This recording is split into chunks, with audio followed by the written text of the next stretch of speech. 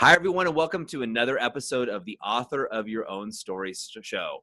I am super excited to have a friend of mine here, Adrienne Smith, who is an inspiration to not only myself, but to thousands upon thousands of people out there. She is a small business owner. She is a community leader. She is a mother. She is a wife, and so much more. I'm just really scratching the surface with all the things that you do out there, Adrienne. So thanks so much for making the time. I know you have a full plate, maybe two full plates in a given day. So thanks for being with us. Thank you, Doug. I'm excited to be here. Yeah, it's awesome. So we've known each other for a while, but I'm going to ask, a lot of people maybe not know you. So fill in the blanks a little bit and tell us a little bit about your story and how you got here. You're an ex-pro athlete and you still do just crazy events all the time. I see you on social media. You know, you're at the top of the podium. You're a new mom. You're running a business. You must have a duplicate somewhere because I'm not sure how you get it all done. But what brought you to this place where you are now in your journey? Kind of give us a rough synopsis. Yeah, I guess a lot of trying and failing, honestly, is where it kind of how it's got me here. Is so I grew up outside of Chicago and went to school, had a really good job, and decided I can even still remember like the day of my first job thinking, this is what people do for the rest of their life. I don't want to do this. And like, that was just like something I set in my head. And then fast forward several years, I started doing yoga. I started having just like the desire to want to teach. I took a class and was like, my mind was blown. And anyway, fast forward, I moved from Wisconsin to Illinois. I was looking for a studio. I couldn't find what I wanted. And so I said, if I want it, then other people probably want it. So my mentor told me, well, then create it. And then she said, go look for space. And then it was like one step at a time and the doors were opening in an amazing way. And I decided to open a yoga studio when I lived outside of Chicago.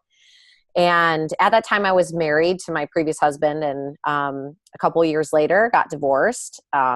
Met the guy that I'm now married to. We moved across country to Santa Barbara, California. I still had my studios. I was doing triathlons at the time. And that's how my husband, Jason, and I met. And we moved across. He lived in Indiana. I lived in Chicago. We moved to Santa Barbara just because I said, let's do it. And a year after we moved here, this was 8 years ago, almost a year after we moved here, I opened a studio in Santa Barbara. And now I'm running a successful studio with a thriving team, and I have a baby. I'm married. We've made it through almost a year of marriage with a baby, which I think is way more of a big deal than just making it through marriage without a child. Sure. And yeah, that's where I'm at. That's awesome. So, and just unpacking that, a lot of people are listening to this. There's so many people out there that are in that corporate America and have had the same vision of like, oh my gosh, I'm either playing adult or is this what I'm stuck doing? What was the aha moment for you when you were like, we decided, was there like a absolute like, I'm out of here, I'm going to do something different? Or was it a progression that made you make the jump? Yeah. There was like a moment I remember walking into my, like where I sat in a cubicle, and I remember that I got into work early. There was a gym right next to my office. And so I would avoid 20 minutes of traffic by pre-packing all my stuff the night before, going to the gym. And then I would get to work at 7:30, mostly before everybody else got there. And then I would leave at around 4 because I was getting paid for what I thought was an 8-hour workday, 7:30 to 4. I took a 30-minute lunch. Sometimes I even ate at my desk, and I would leave. And I had someone that that was like a marketing manager at the time say, wow, you're leaving kind of early or something along those lines. And I was like, I did all my work.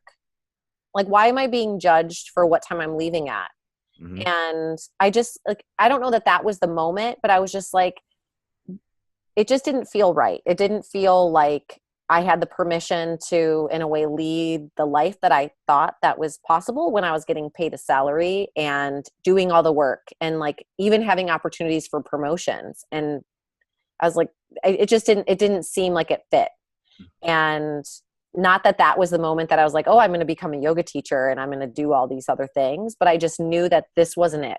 Like there was more to life than just sitting here doing the work and then not also being appreciated for maybe doing work quicker than what needed to be paid for. Yeah. Well, appreciation is such a big thing, isn't it? I mean, just the Yeah. act of appreciation is so misunderstood, so often understated, which is amazing to me. You know, especially now you think about, you now with all the things that you do. And, as somebody myself that has been to your studio and is such a different, unique experience than any other time I've done yoga.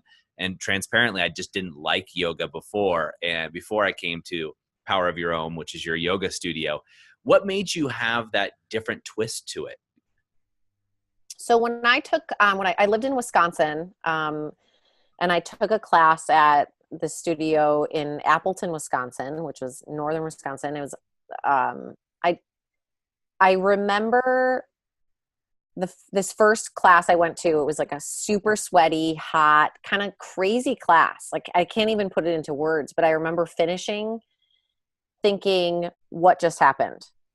And also like people clapped at the end. It was like an exciting experience. And just like, I left feeling filled up. And, I didn't know like what it was that teacher was creating specifically. But then as I got more in tune with like the community that I'm a part of now and have been a part of for quite a while, is like, I realized what that teacher was up to. It was not just about physical poses on a yoga mat and creating just like a static situation of yoga here, and then you leave and you don't actually take it with you. But there was these messages that were interwoven into the class. And the biggest thing, this is kind of a weird thing, but I feel like everybody's been to a yoga class where the teacher walks in and they're like, hey, what's up? You guys are awesome. My name is this. I'm so excited to lead you. And then all of a sudden they're like, and take child's pose. And you're like, what just happened? Yeah. We were jiving just a second ago and now you turned into like an alien of some kind that sort of has a porn star voice, and I'm creeped out. That's definitely been my experience. Yeah. Totally, mine too. And so I remember from this class that she was authentic the whole entire time she was teaching, and she told jokes and she had funny things to say and she connected with her students. And I was like, I think this is amazing and I want to create that. And so I didn't want to replicate like what she was doing, but also it was just like this influential force in my life that created this realization that yoga could be something different than what I've always thought it to be. Awesome. Yeah. And then, to my experience, and I want to talk about this and how you got there, but my experience with going to your yoga studio in particular was it wasn't just physical. It wasn't just yoga. It wasn't just spiritual, but it was almost like you're leaving with like a personal development course of some sort. When you're coming in and you're coming out, you feel like renewed, like a different person. And was that conscious, or was that something that just developed over time? Yeah, that was conscious. One thing that I took away from the early classes that I took was that there was some sort of message. Mm-hmm. And some teachers will call it like a theme that they'll weave into class. But I feel like there's always something in each one of our lives that we're like working on or working through. Yep. And that can be something as simple as not getting mad at your spouse for not putting the toilet paper roll back on the toilet paper thing, or not getting mad at someone when you're driving and they're not going as fast as you want them to go, or someone crossing the street and taking their sweet time. And it's like there's little things in all those messages, in all those things that we see every day. And I always take a moment to like pause and be like, I'm getting bothered by that. Why? And it's those things that I've always made a point, and they come up randomly. I never plan a class, but they come up as they're supposed to. And sometimes it's like a bigger thing. Like I shared with you is, having losing my parents in the last 2 years, there was times that I couldn't teach yet. Like I wasn't ready to share on the things that I learned. And yet at the same time, everybody is always going, like, it's crazy if we really connect with people that everybody's going through something that's, I don't want to call it a struggle, but it's a challenge at the moment. And if I don't share the thing that I'm struggling with, or that like I'm working on, like I'm aware of. It's not perfect. I'm not happy about it.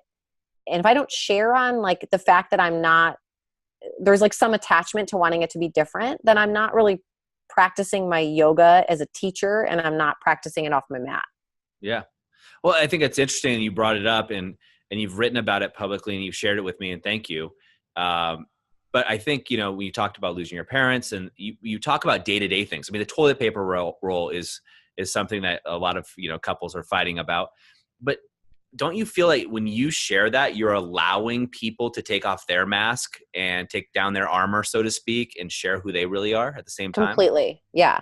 And it's crazy how many times I've shared something and someone has said to me after class, they're like, I can't believe what you're talking about today, because I feel like I'm going through the same thing, or I feel like you were speaking exactly to me. And I really take those, like I've taken lots and lots of teacher trainings. And one of the things is like talking to spirituality, and it's not spirituality in like this weird, like woo woo kind of sense, but it's in like what's happening for you right now and how can you make it relatable when it comes to like a yoga posture. And if I don't listen to those intuitive hits, then I might be missing the opportunity for someone that really needs to hear something to have a big aha moment for themselves.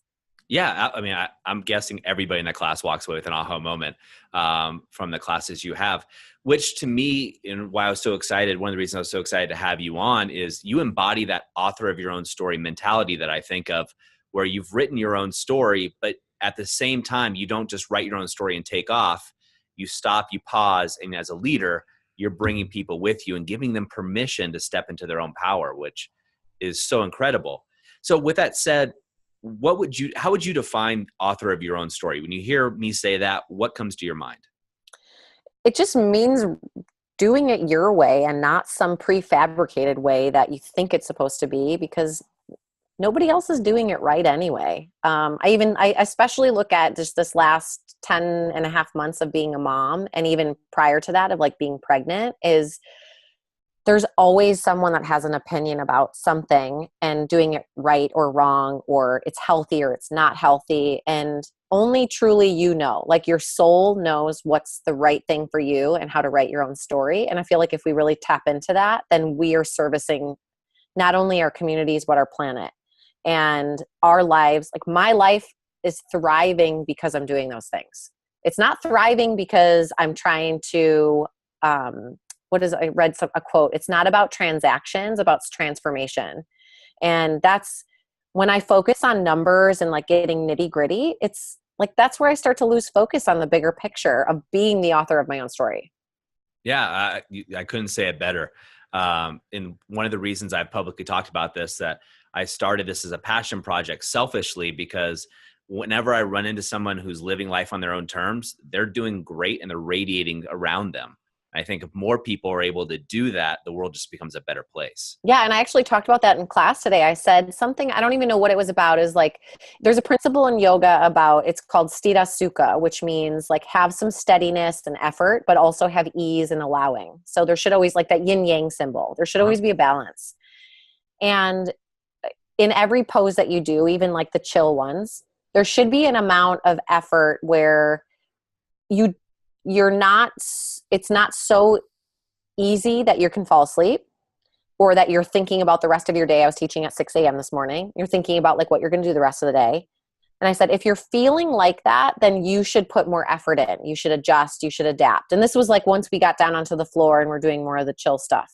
Mm-hmm. And I said, and then if you look at your life that way, it's like, if you're going to go into your life for the rest of your day and you're just going to kind of float through life and you're going to kind of daydream and you're going to think about what you could be doing, I said, you need to quit your job.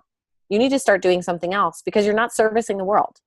Yes. You're not servicing the people around you. And like, you would light up so much more if you did something that really scared you, that challenged you, and that wasn't the easy road. So true. Stepping outside your comfort zone, not only physically, but also internally, right? Yeah. So awesome. Now, I can already hear, because I get so many messages from people. I can already hear them. I mean, you're a public figure essentially. So I can hear them saying, okay, that's great. It was easy for Adrienne to start her own business. It was easy for Adrienne. She's Yeah, an always, athlete. always. All of these things that we hear so often, right? So somebody listening to this, and they're thinking, hey, I'm kind of on the fence, and yeah, I don't like my job. I don't feel lit up. I get up in the morning and I'm hoping the alarm doesn't go off, and I'm hoping to hit snooze. And I mean, you've heard these stories before, and we've all been there at time or two in our life. But then maybe, then they get home and they're watching TV. They just know they're not on a good path. And something I call the rocking chair test, where they look back and they're sitting on the rocking chair at 80 and with regrets. So somebody that's listening to that and something it's ringing true to them, what would be a piece of advice that you would give them? Is take the first step.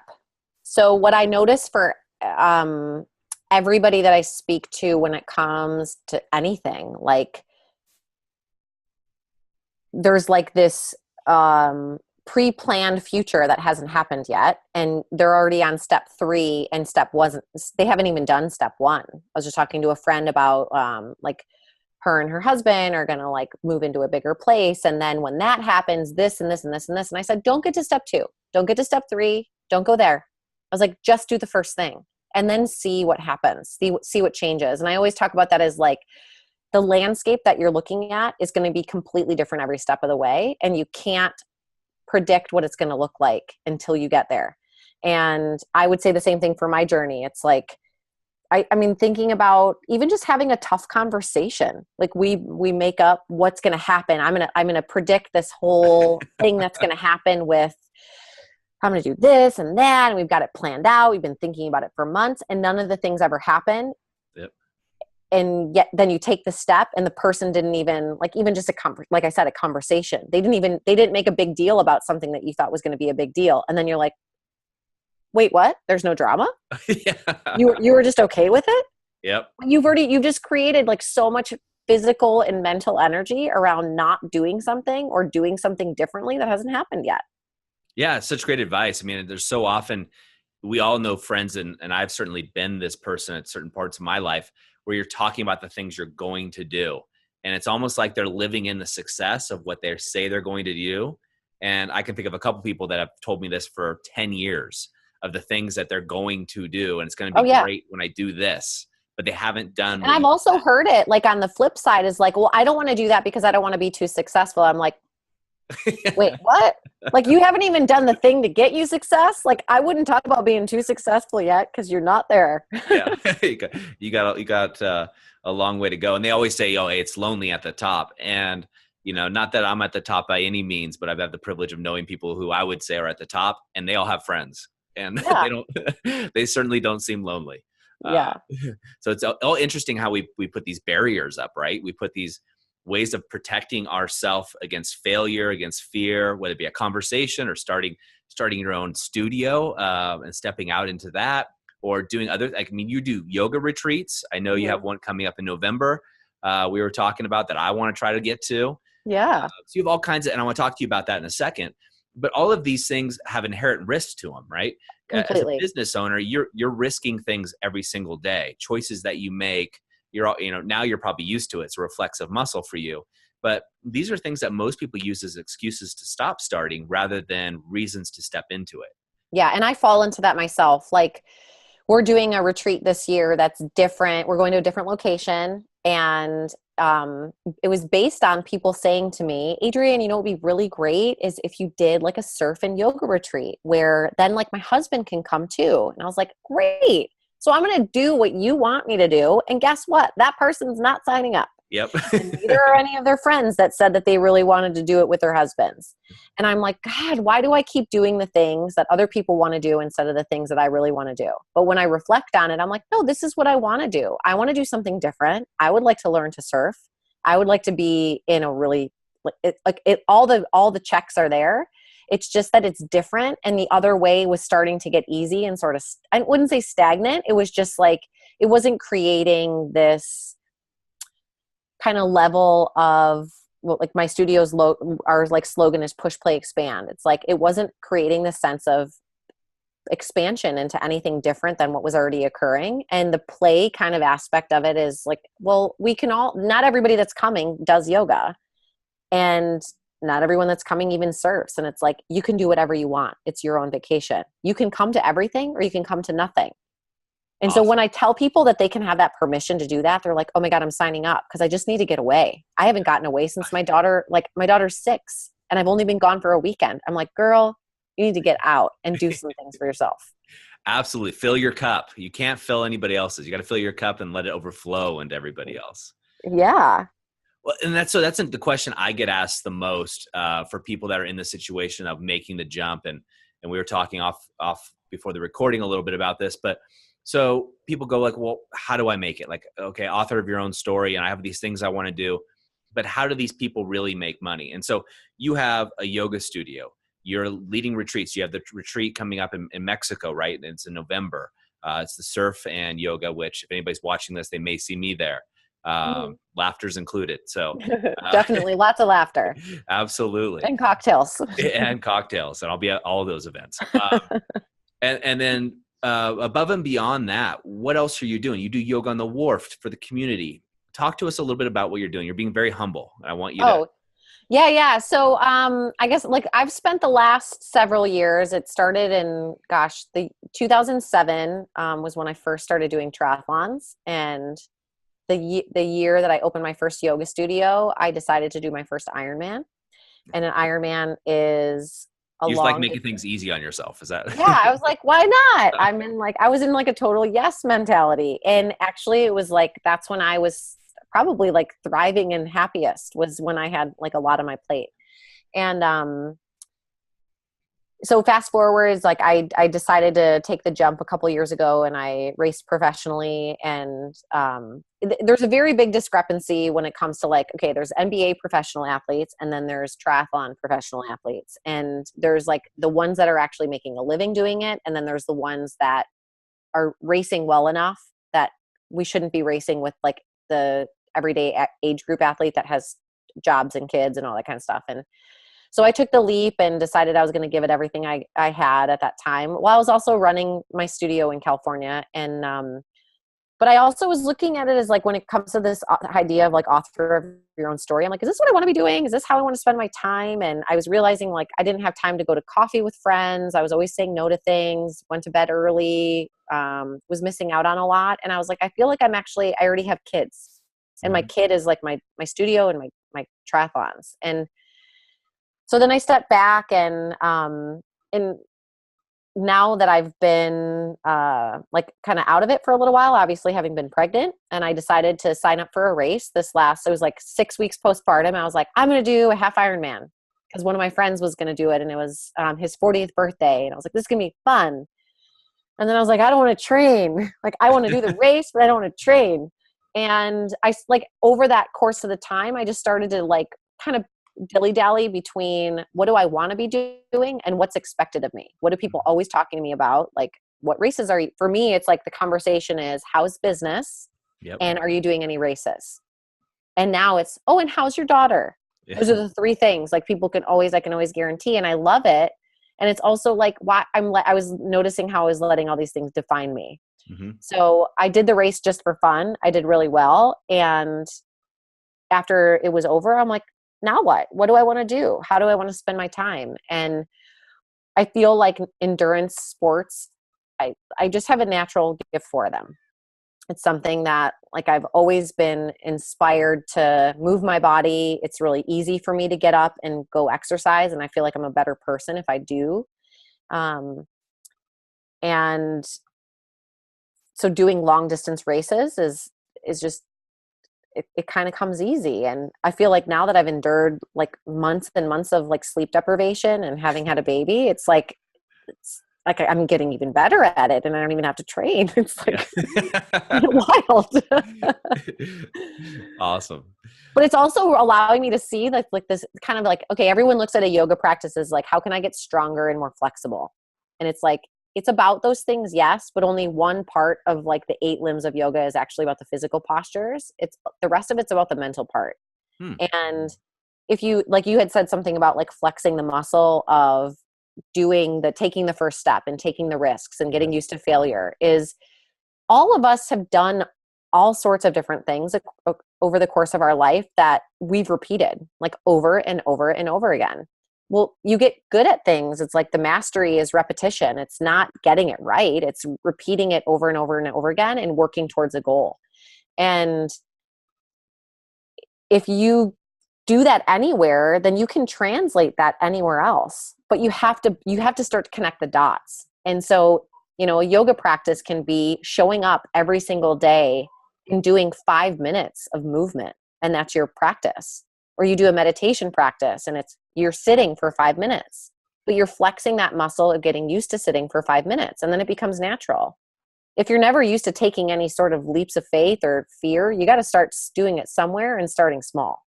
Absolutely. Do one thing that scares you every single day. I've heard that before, and I'm a firm believer in it. It gets to the point. That's why I'm talking about repetitions, whether it be yoga, the business, and you as a business owner, like you're making these decisions all the time that would, for most people listening to, would just stress them out. Oh my God. Yeah. But now you're like, yeah, okay. Let's do this. Water leak, break, Yeah. And I think also too, it's just like, I always say it's like throwing darts at a dartboard. There are so many things and I've seen this in like some of my colleagues where they'll actually talk about, I've put teacher trainings on the schedule and I had to cancel them because there wasn't enough participation. Or I led a retreat and there was 8 people. I didn't make any money and I had to spend the money, a little bit. But people don't see that. They see the doing the things and they're like, but you're doing it again and you're doing it again. And I'm like, yeah, because I want to go on a trip to Mexico with my friends. Yeah. And sure, I might lose a little bit of money, but I'd rather go lose a little bit of money going on a trip to Mexico with my friends than not. Yeah. Well, and that's what I'm leading towards is somebody listening to this. That's, it's that small thing you do regularly every day. And if you're looking at this and you want to make a leap and you don't know how, like Adrienne said, start off small. Maybe it's that 5-minute meditation practice. Or if you want to start your own business, go out and talk to somebody who owns a business and go outside your comfort zone and ask them what it's like and finding a mentor, whatever it may be. It's starting small and not stopping, allowing yourself to fail, knowing a year from now, you'll be a better person. Yeah. And one of my mentors actually just like used running as an example. Like she had a coach and she was talking about like, yeah, I want to like lose this X number of pounds or whatever. And so he's like, okay, all I want you to do today is put on your running clothes. She's like, all right, that's it. She's like, yep, that's it. And she didn't even need to go out for the run. She just needed to put the clothes on. And then it's like, okay. And then maybe on day 2, go for the run. But it's like some days you're not even putting the clothes on that allow you to go exercise. You're not even, like you said, having the conversations or even thinking about who you could talk to about starting a business or doing product development or creating an invention. Yeah. There's so much you can do. It's funny that you say that. So I coach business owners, and one of the things I do, health comes up a lot, health and relationships. Everybody comes for business, and it's health and relationships are the 2 biggest issues that fix the business, of course. Of course. I totally believe it. Like when I started getting less mad at my husband for like, obviously having a kid and me having to take the brunt of it, like I'm happier with all my friends. I'm happier with him. I'm happier with my business. Oh yeah. It's all intertwined. It's all intertwined. And if one person said, they're like, if you have one little fraction that's something that's just not working, then everything's not working. Yep. I'm like 100% believe that. Oh, the reason we came up with the 5 to thrive is we looked at the 5 areas and it was me personally working on it. How do I balance my life doing all the crazy stuff that I do? And I knew one of these 5 areas, because I've had all of the 5 areas collapse at one time or another through my life of all the crazy stuff that I do. And looking at those, and I knew that if these 5 areas, it's expanded to 8, but these 5 areas are ones I keep in check that I know I have to have balance. And if I don't have balance in those 5 areas, I know the whole house comes down. It's just it's not a life that I want to live into in a permanent way. So great advice. And like what I was going to say is business owners, I tell them, just go check in at the gym. You can walk away. Just go check in. Go to the yoga studio, check in, put your mat on the ground and walk away. If you want to go home, go home. Yeah. And they don't, right? Once you get there, that's the hardest thing for people. I always tell people, I'm like, don't start the dialogue of all the things you could be doing. Because I do the same thing. I'm like, I own the yoga studio and I can't tell you how many times I have the conversation with myself about not going. It's probably harder for you. That would be something. Sometimes, yeah, because part of it's work. Like for me, it's like, it's not just a yoga practice where I'm just moving my body and focusing internally. I'm like looking at the floor and why is that spot not clean? And why are the blankets not folded right? And Yep. yeah, it's like a whole nother level of distraction. And I also know that like when I go in, there's times where I'm like, this is the class that you're here for enjoyment. And then this is the class that you're here for work. Like I had to go to therapy and actually realize that that was like what I needed to have occur for me to find things in my life that I wanted to do for me and self-care. Oh no, it's smart. You're bettering yourself. And I think people should applaud that. There's such a stereotype around it, yet it really should be something that's applauded when you're going out trying to work on yourself and better yourself. Because otherwise what we're doing is just stuffing things down, putting on more masks, pretending, using Instagram filters, my life is great. And then all of a sudden everything collapses and, Yeah, we're that's self-imploding. yeah, it's when the shit hits the fan, right? And we've all seen it happen with people, unfortunately. And the amazing thing, and I saw this in a conversation where a man stood up and, was a businessman. And then he started talking about why he wears long sleeve shirts. And it was because he's fully sleeved and he has tattoos and he had been shot in a drive-by in a gang. And he started getting emotional and started crying and talking about it. And he started, got done with the stage and it was a room of business people. And the speaker went up and said, how many of you feel closer to him right now? And everybody raised their hand. And it's because he was real. It had nothing to do with what happened, his past. He was ashamed of it, of course. And he had this story, as you said, of what everybody else was going to think of him. But the truth was, by telling that story, he allowed people in and allowed them to take their mask off. Yeah, it's connection. We don't get connected by making everything look perfect. Yep, I agree. So in coming up with this, and I know it's hard to come up with one, but what would be one tip that you would leave people with? One success tip that somebody could say, hey, look, I want to take action today, whatever it is, something that's worked for you that you would recommend someone start. Yeah, it's like whatever it is that you are daydreaming about and things that someone told me this once is like things that you Google on a regular basis. Is like, what are you looking up in all of your free time that you could then create into some sort of endeavor? And maybe it's not a full-time thing, but it's a part-time thing that at least draws some attention and positive energy and creativity into life. And it's not just so like maybe rigid and business focused as like a lot of your clients are. And it allows for like that expansion of just a different part of your brain than you're used to using.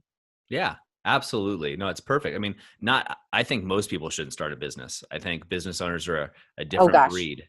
Yeah, I mean, you and I have talked about this is like you've got like several businesses and it's like I can think of like my husband's, I'm like, oh my God, you could totally do this and you could do this with this and that. And then I'm like, no, wait, don't. Please don't. Just do that.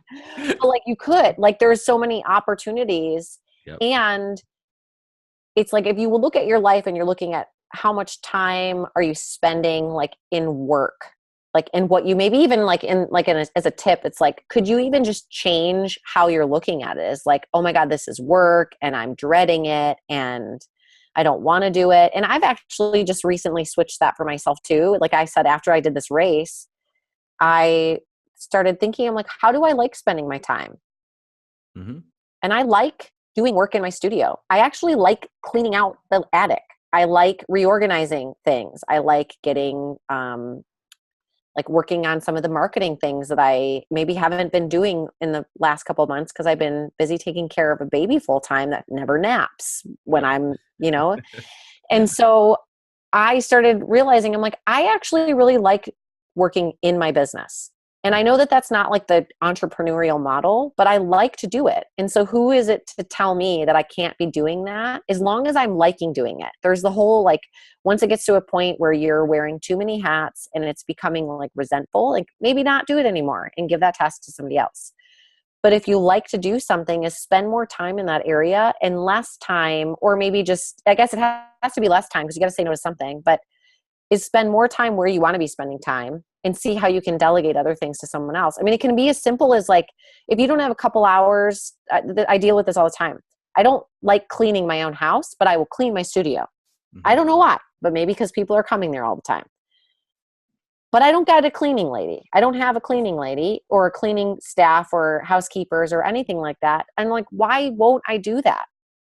And that could free up several hours of my time every week so that I can be spending more time on the things that I want to be doing. There's always those moments and those like little areas that I think all of us can look at so that we can find time for the things that we love. I love that. Whenever you're saying yes to one thing, you're saying no to another. And you just get to choose what your yeses go. They're like votes. Every time. Yep. Mm-hmm. Absolutely. Yeah. And something I've been working on more lately is like you talked about like the 5 to thrive is relationships is before when I was doing triathlons and also teaching and there was times when I was teaching 16 classes a week and that's a lot. And also running all the aspects of my business and training full time, like 25, 30 hours a week. And so and during the downtime, I was trying to spend as much time as I could not on my feet. So I never did my laundry. I never folded my clothes. They would go in the wash and they'd be on the floor. And then I'd pick out the clothes and yada, yada, yada. And so I started realizing what do I want to spend my time on? And I realized that I missed being with people. I missed having coffee dates with friends. I missed connecting with people that I really wanted to connect with. And now I'm spending the time doing that. I'm not making actual lists every week of who I want to hang out with, but I'm making a more purposeful effort at, I haven't talked to that person in a while and I'd really like to see them. I'll send them a message, and no one's doing that for me. And that's what I noticed was I was expecting that to happen for myself is I don't have all these deep relationships, but I'm not the one reaching out. If I want to make it happen, I've got to do it. Mm-hmm. And it's been a huge shift and I love spending that time. Awesome. I've heard the analogy of relationships like a piggy bank and people want to take withdrawals from that bank often, but they forget to put the deposits in. Yes. And you have to deposit more than you withdraw. And a lot of us, and I've been in this boat where you forget about that. And I have the habit of assuming that if I haven't seen you in 5 years, I still think we're best friends. And I just go right to it. Hey. And then you came and visited Bend and you're like, why didn't you call me? Yeah, exactly. I just have that intuition about myself, which is funny. But one thing I was taught really early in my 20s was that the emotional bank of always putting those deposits in. And it's something that doesn't come naturally to me. And it's something that I work on a regular basis, kind of like you're saying is, not everybody is going to reach out to you all the time. And maybe it doesn't come naturally to you. But for me, I do make a list. I have to make a list because I just assume that if I put my head down, I pick it up, and then I want to talk to Adrienne that she's going to be available. Yeah. It's kind of weird. I'll do this thing sometimes at night where I'll go through everybody that I've text messaged in the last recent. And I'll not look through. I'm ooh, sometimes I'm oh, that person messaged me and I mentally messaged them back, but I actually never did. But I'll look through and I'll think about, I'll notice, oh, I messaged that person a really long time ago and I would like to get together with them. And so I'll send them in the evening, a message hey, I want to get together for coffee sometime. And it's almost like this, some people will have gratitude practices at night. Yep. It's almost this, I don't want to say it's gratitude, but it's this acknowledgement. I see you, you're my friend, I love you, and I want to connect with you. And it's this way that I'll then go to sleep. And it's not putting it on them, you need to do something, but it's I just wanted you to know that you were on my mind. That's awesome. That doesn't happen to most people, right? And no. And if I got a message like that, I'd be thrilled. If I had a friend today text me, she's like, we're doing beach day tomorrow, right? And I was like, did I forget? And she goes, actually, I just planned that because I want to hang out with you. And I'm like, oh my God. That is awesome. I will make it happen. Yeah. Beach day it is. Yeah. That is so cool. And I think we all forget about that, or that we expect people to reach out to us, or we get shy or embarrassed, and we let that get to us rather. Yeah, but everybody's feeling that way. Everybody is. Exactly. And then you look at, the sad losses we've had publicly with suicides and things like that. And people, all of us know somebody. And we forget that there's other people on the other end of that phone who are just like us that are waiting for someone just to reach out and touch and just say, hey, look, I'm thinking about you. Yeah. I've done something similar where I've reached out to people who I know are struggling, especially in the area of relationships. I've just through coaching and through owning a fitness business, I've just heard about it forever, how traumatizing it is. And just telling, hey, look, and especially doing this to guys, it gets weird. Like, hey man, I just want to let you know I love you and you're awesome. Yeah. And at first, when I first did it, because someone challenged me to do it, I was like, oh, this is going to be weird. Because most of my friends are athletes. They're kind of these alpha type guys. And I would do it. Every response I've gotten was like, wow, I needed that so badly. You'd have no idea. Yeah. Every time I've ever gotten like a random text message from someone or an email, I'm like, oh my God, I need that. Yeah. Like It's amazing. It's amazing. I feel like it's like that intuitive hit I was talking about before, like that divine intervention. It's like, you got to listen to those things. Absolutely. And I'm learning more and more. This is a journey that I'm on, trying to play with the intuition. Well, I want to talk a little bit more about you, and you've been so gracious with your time. So thank you. But I want to get a couple more nuggets out of you while I still have you here. And so watching this, and somebody that wants to know more about Adrienne and kind of your journey and how you went on this path, what were some of the stumbling blocks, that you ran into that you were able to either push through, go around, or go over? Yeah. A couple of those as examples. The biggest one is when I first came to Santa Barbara and opened my studio, I both of my studios, I opened with the business model of, I want to teach classes. And this is a lot of entrepreneurs do this, is then you end up working and teaching or baking the pies or whatever, whatever it might be. And so I didn't, but I was like, I loved it. And so I loved sending the emails and connecting with the clients and entering all the student profile forms and all those kinds of things. And I did both of my studios. I started that way. And when I opened my first studio, it took me 16 months to hire my first teacher. Really? Wow. Yeah. I was given the advice at that point from my mentor. She said, like, home grow all your teachers, hand pick them, invite them to do teacher trainings, and work with them and mentor them. And that's what I did. And when I came to California, I didn't do that.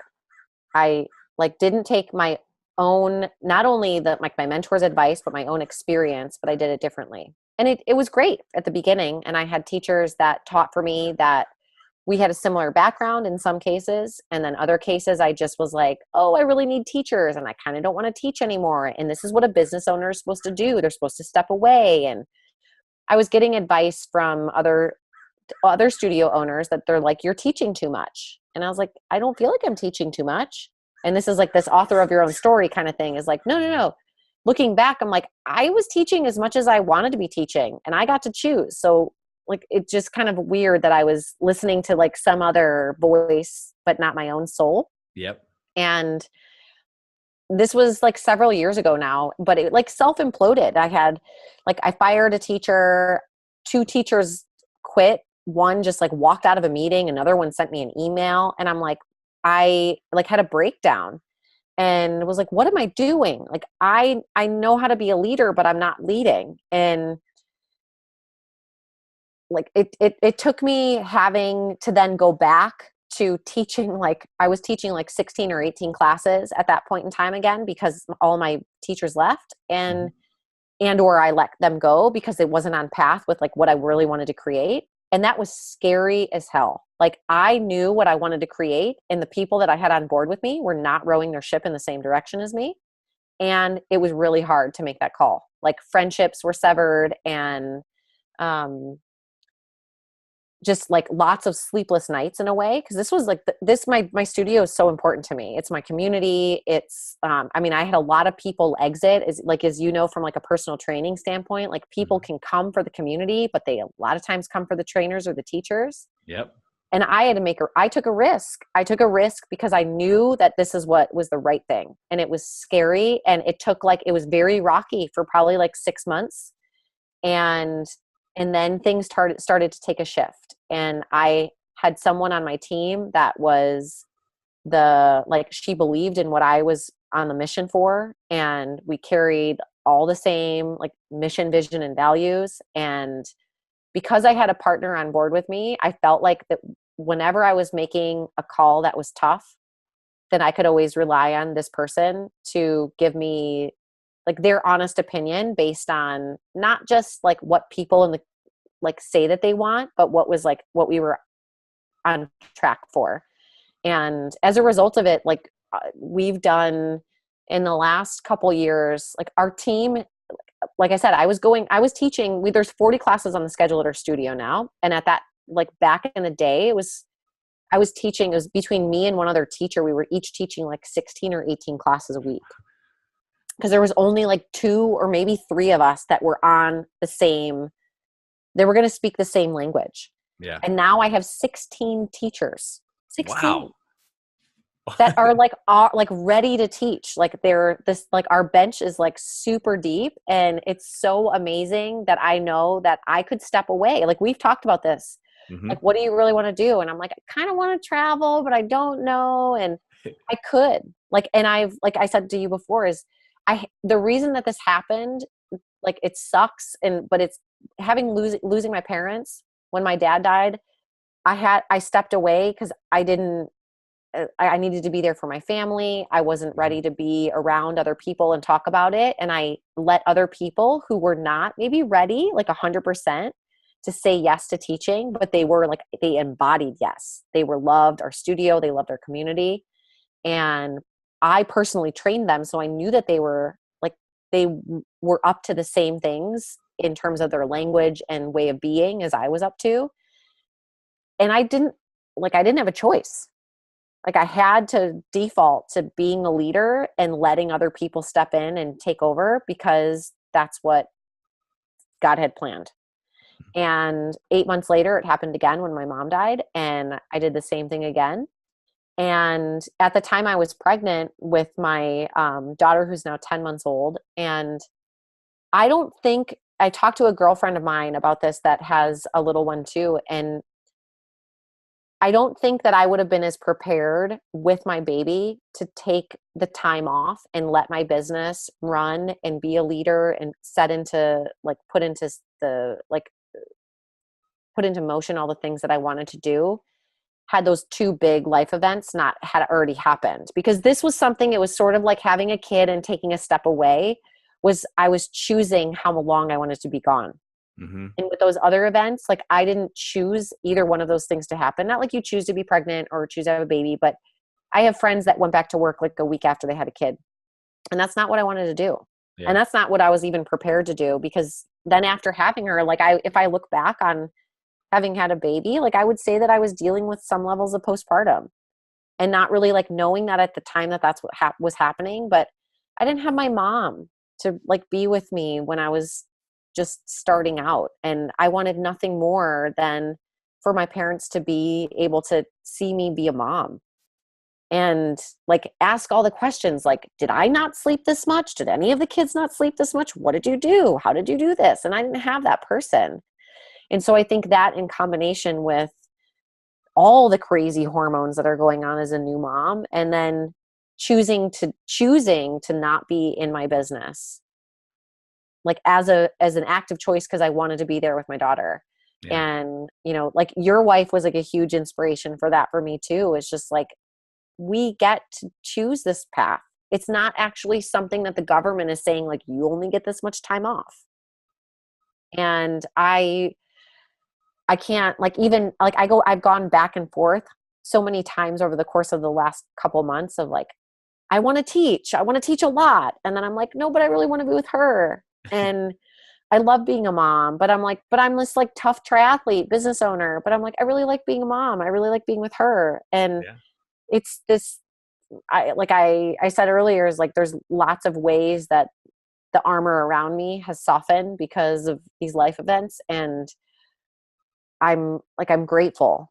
I wouldn't wish them on anyone. And I wish I could make it be different, but like looking back on everything that's happened, I see the blessings and I see the gifts and I see like so much help in my friends and support, and like on so many levels when like things in the world look really shitty.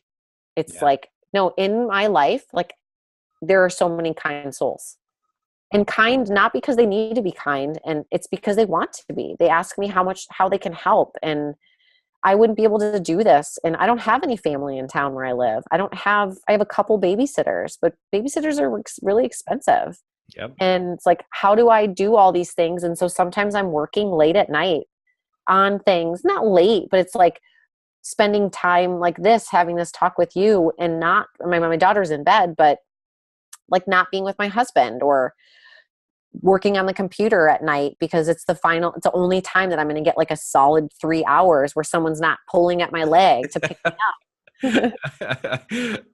So it's like, there's so many emotions and, like experiences that I've experienced in the last couple years that I don't think, like looking back on that, even like that business experience I was talking about before, it's like, God, like me 4 years ago, I don't think I could handle this.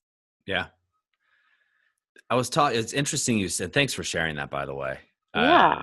And you wrote a beautiful article about this, which everybody watching should look up, because you really shared a lot. And I know, because we heard about it, it affected a lot of people, and I'm sure this will too. And it's interesting because I had a conversation today with somebody, and we were just talking back and forth about, energy, the yin and yang, and he was kind of a spiritual teacher. And the conversation came up of like, and something that I practice is, what if instead of life happening to us, life is happening for us? Yeah. And that's perception, right? And whether it be, like you said, you do anything, I'm sure, to take all of that back and have it do differently, but it turned out to be a blessing. Yeah. I mean, I look at it every day. I'm like, is this a bad dream? And did that really happen? Yeah. And then it's like, yeah, it did.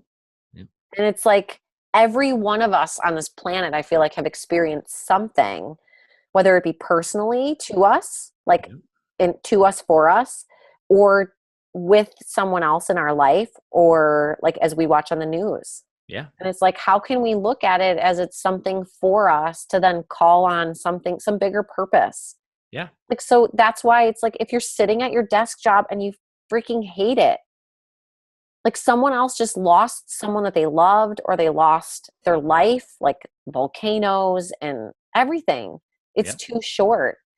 And you asked like, or one of the questions in your, was like, what do you have gratitude? Who do you have gratitude for? What do you have gratitude for? And it made me think of my brother. And my brother is like, I wouldn't say like the polar opposite of me, because we're both like very motivated. Mm-hmm. But when my parents, he was living with my parents, and helping my mom take care of my dad when my dad had cancer. And then my mom passed away, and my brother was living with my mother. And he lived in Santa Barbara, and he's like, yeah, I'm going to move to Denver. And then he just like took the whole summer off to like do whatever. And I'm like, are you ever going to get a job? Like, are you going to just like live off of the inheritance, which is going to run out? Like, cause it's not huge. Our parents like worked in the trade. Yeah. But then we talked, it was like in October, and we talked, and he said, and I was judging him for like those months, because it was like, dude, like, you get your shit together. But then he said, he's just like, I saw our parents die so young. I don't want to spend time working at a job I don't want to do. Mm-hmm. And I was like, wow, I'm such a dick. Like, I was spending all these months judging you. In my mind, I didn't say this actually to him, because I feel like I probably should, but I was like, wow, that's really cool that you were actively doing that. It wasn't like you were passively involved in your life. You were making a conscious choice to take some time, explore, chill out, not jump right back into a job that you didn't like, because you saw life end too soon for someone. Yep. Yeah. And I feel like it's like everybody has that moment. It's like, when did you have that moment? Like, someone gets the diagnosis of cancer, and then that's when they start living. I mean, that happened with my dad. And it's like, I want to be that for others, that it's like, don't wait. I love it. 2007. That's when I started this whole author of your own story journey. It's exactly the reason. It's so interesting. Yeah. Wow. You stole my last question. Sorry. You gotta get a new one. No. Well, this is why I'm not sending them to anybody ahead of time if any questions that we come up, but we missed a lot of them. But I also want to honor your time. You've been so generous with your time. And so, in parting, where can people find more about you? Yeah, you can find me at powerofyourown.com. There's a section on our webpage where I blog and write things. I'm on Instagram. It's Adrienne_powerofyourown. And I just like to post things that inspire me, that make me happy. It used to be my dog for a long time, which is kind of funny. It's like people's dogs like take over their Instagram feeds, and then it's their children. And I'm like, oh my God, I didn't think that was going to be me. But no, it is. And those are those two places. And I guess I like to share like I wouldn't say like it's the 100% real journey that I'm on, because I feel like if I posted all the things that made me mad, like no one would want to look at what I was doing every day. Like I know that I unfollow a lot of people when they're just like constantly complaining, but I also like to, I tell this to my teachers. I say, don't share something in class that you haven't already worked through. Mm-hmm. So like, if you're not on the other side seeing the lesson in it, don't talk about it yet, because otherwise you're just bringing people into your own drama. And so that's the kind of thing, like I won't post stuff that like I haven't already kind of gotten to the other side and seen something. Like I might not be all the way through it, but I'm seeing something that's valuable, that's a lesson, that's worth sharing. That's something that I've learned. And yeah, that's like just what I want to be up to with my work. Real. Yeah. And we were talking about this before we hit record. There's a picture while we're recording today that I thought was super cool. There's yoga going on at the pier. Oh yeah. And who's doing yoga? Reese. You and me. Reese. Yep. Yeah. Reese is on top of you doing yoga and you're getting it done. Which I thought was super cool in so many different ways. There's just so many layers just in that photo. Was amazing. Yeah. And I mean, that's the thing too, is like sometimes people will ask me, do you want to do like yoga? When are you going to do yoga classes for babies? I'm like, I'm not. Because when I go to yoga, I want to do yoga for me. Yeah. Now, if it means that like we do these community classes on the wharf every last Sunday of the month, and it's awesome because it's outside, it's beautiful, it's cool, it's Santa Barbara's epic, and it's not like a serious, like you're not in a room. So there's sounds, there's waves, there's pigeons, there's all these kinds of things. There's fishermen getting mad at us for taking over their pier on the Sunday morning. And so it's like, that's the perfect place for me to show up. If I'm not going to get a babysitter at that time for that, because like it's a time to connect with everybody that's there, and also with my daughter. That's not my connection to just myself time. I'm going to take that elsewhere. And so I think being a mom that's willing to have the loud kid at a yoga class at sometimes, and then it's like, and then all the other times it's like, no, that's not the time. And like, I think people need to see both sides, that there's nothing to hide. Yep. And once again, you're giving people permission to be themselves, which is awesome. Yep. So everybody listening to this, find Adrienne, read her blog posts. They are extremely inspirational. But also follow her on social media, because you're definitely going to get something from there. Adrienne, thank you so much for taking the time out tonight. Please thank Jason for us as well. I'm also on baby duty as we're talking. So I want to thank you again, and I look forward to following up with you, and I want to have you on again because there's so many more questions I want to ask you. So thank you. You bet. You're welcome, Doug. I have a question for you. What if you could transform your life for the better in just 90 days? Would you do it? Our 90-Day Game is an online program and community created for people like you who are ready to make a shift and take those dreams and goals they've been talking about for years and turn them into a reality within 90 days. Go to authorofyourownstory.com/90-day-game and turn your goals into reality. And don't forget to be the author of your own story.